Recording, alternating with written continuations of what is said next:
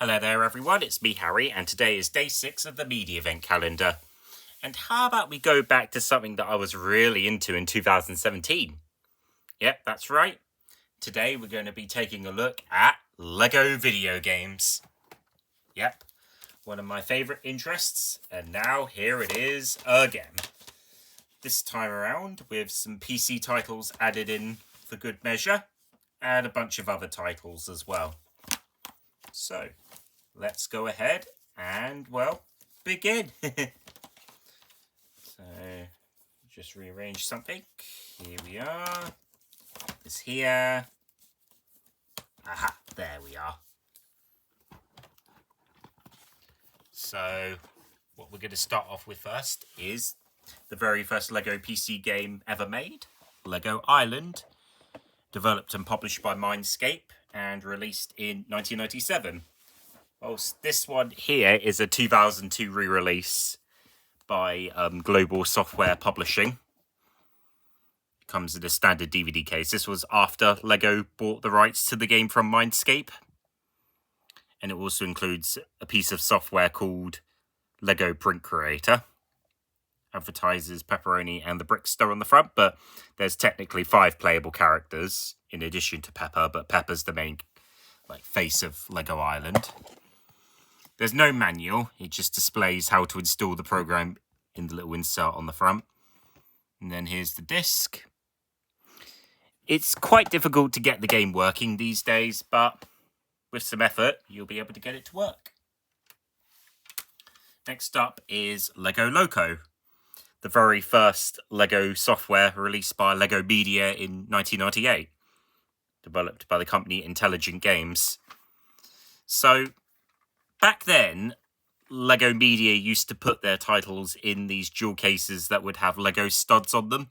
The intention was that you'd stack each one together like an actual LEGO element. And actual LEGO pieces can be put on these studs, so it is indeed real LEGO supplied here. Here we are, the inside of the case. It's seen better days. There's some cracks on it, and the front bit of the plastic has a little LEGO Media logo embossed onto the front, which is the same with all of these releases.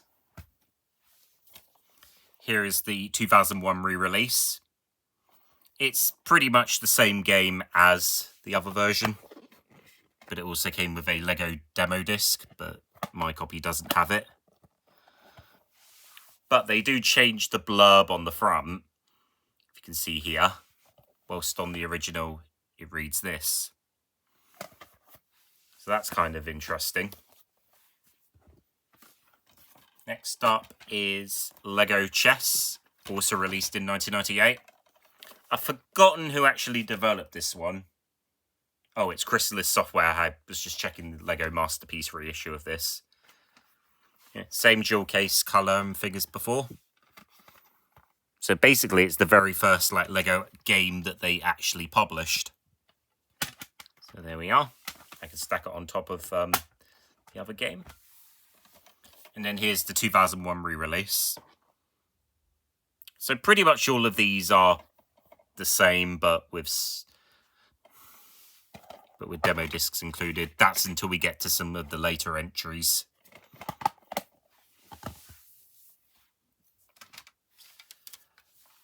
LEGO Creator, developed by Superscape and also released in 1998.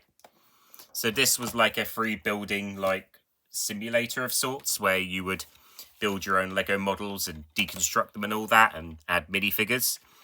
It was like your own little virtual LEGO world on your own PC. It's pretty interesting for the time. It was like a predecessor to the LEGO digital figgy that they used to do. And there's that. And then here's the re-release. I do believe, as far as I'm aware, that the re-release does not have any disc checking thing, so you can play it without the disc, but I'm not sure about that. I think I may have been mistaken.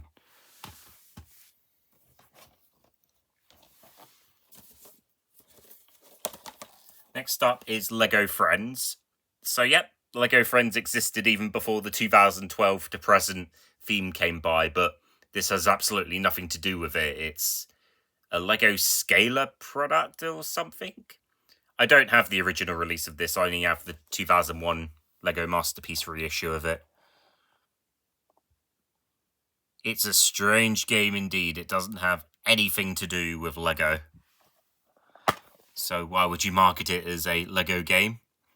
It's developed by Ivanov Interactive. Ugh, this game is awful. Now we're on to even better games. Here is Lego Racers. This is the original 1999 release, developed by High Voltage Software. And you go along making up Lego vehicles as you race the Rocket Racer and a bunch of other Lego characters in a Mario Kart styled kart racer. I do like the fact that they gave this a nice orange colour for the case.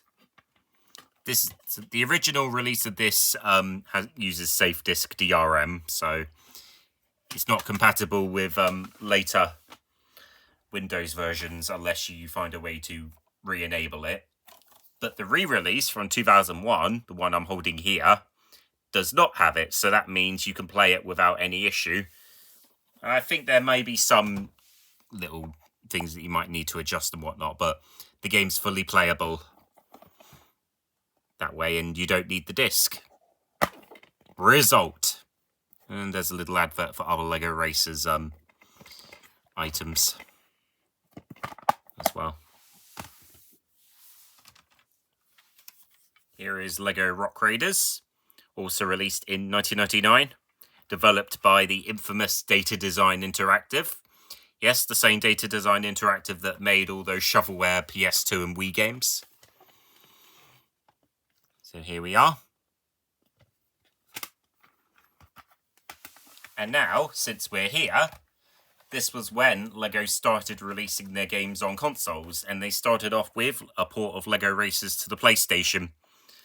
Once again developed by High Voltage Software and once again published by LEGO Media. So this was released in 1999. It's pretty much the same game, but just with some minor adjustments. It's much slower than the original game, and the controls are a bit delayed in some way. But it also comes with this LEGO Media product poster featuring all their games. There's LEGO Racers. It was also on the Nintendo 64. LEGO Rock Raiders, LEGO Friends, and the Legoland PC game. I don't have a separate copy of this. And then there's the other games. And then in the front, there's a poster for the LEGO Racers with Rocket Racer on the front. Pretty neat indeed.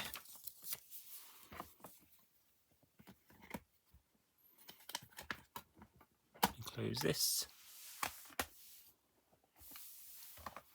The other port that was also released in 1999 was LEGO Rock Raiders, but calling this a port is rather debatable because technically this version of the game is different than the PC version. The PC version was a real-time strategy title, whilst this game is just a standard action title where you control one of the Rock Raiders.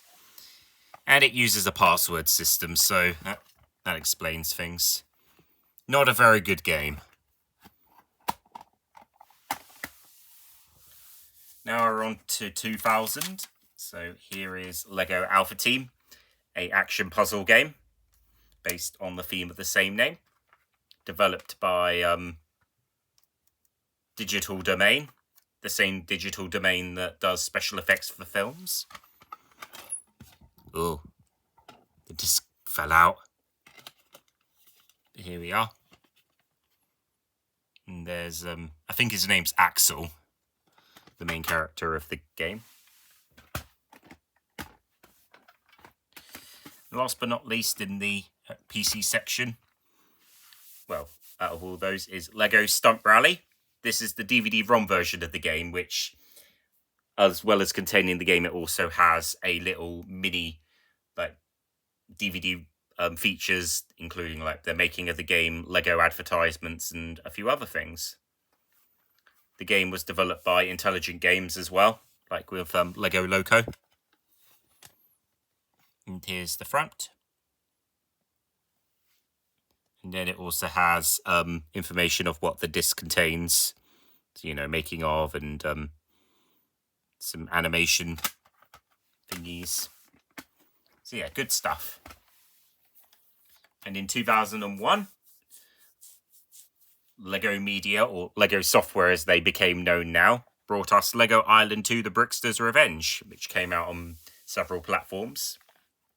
So in this game, Pepperoni, who's been redesigned, is trying to get hold of the Brickster again as he's deconstructed the Constructopedia and spread it all around the different Lego areas.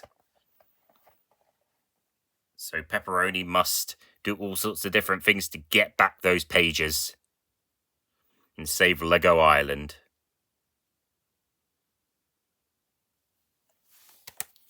And then here's the inside. There's a little poster again. There's the manual. And there's the disc. And then the poster this time is obviously of Pepperoni. So here we are. Lego Software. And then it's got their 2001 product thingy. It also advertises the cancelled PlayStation port of Lego Stump Rally, which never came out. And then there's all the other games. It doesn't advertise the Game Boy Color ports of Alpha Team or Stump Rally, though. There's Lego My World, a strange Duplo educational game, which I've never played. And then the rest of it are the classic Lego games that you're all familiar with. Once again, that's all good stuff. Released in 2001 to coincide with Harry Potter and the Philosopher's Stone, was Lego creator Harry Potter, the very first licensed Lego video game. Once again developed by Superscape. If you've also noticed, I don't have Lego Creator Knight's Kingdom separately as well. See, I only have it in a bundle. So in this game, it's basically similar to Lego Creator Knight's Kingdom, but with Harry Potter in it. Doesn't really have much to do with construction and whatnot. It's just you exploring the magical world in Lego form. Not much to say there. And then in 2002 came the very first Lego game for the PlayStation 2. Lego Racers 2.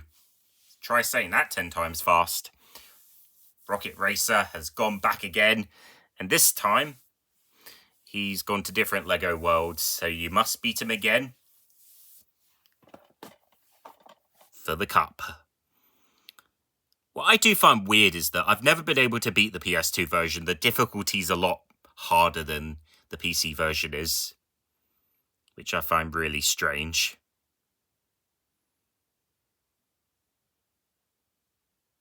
And then in this game, they introduce a feature where you can lose bricks after you get hit. Here's the disc, and there's the manual.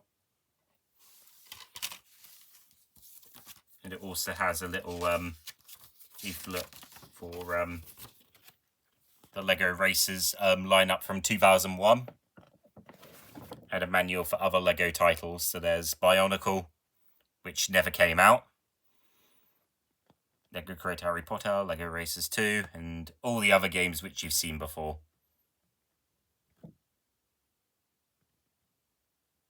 And there's Stump Rally, where the PlayStation version's no longer shown because, as I said, it got cancelled. There we are. And then by 2002, Lego started publishing their games with Electronic Arts. And as such, here comes Lego Football Mania, or, well, it's just called Football Mania, which is a Lego-themed football game, and it's developed by Silicon Dreams, who did Lego Island 2. And it even stars the Brickster, because why not? So it's basically a simplified football game without fouls and whatnot. And it makes sense because EA does publish the FIFA games, or EA Sports FC games as they're known now. So, yeah. The third game in the LEGO Racers series is Drone Racers, And this was released in 2002 as well. Developed by Attention to Detail, who did Lego Racers 2. Except it doesn't really have much to do with Lego. It's more about it's hard to explain. It's more about the modern kind of Lego racers, like Technic and whatnot. Here we are. Here's the disc and the manual. The manual advertises like really hardcore Lego racers sets. So yeah, there's that.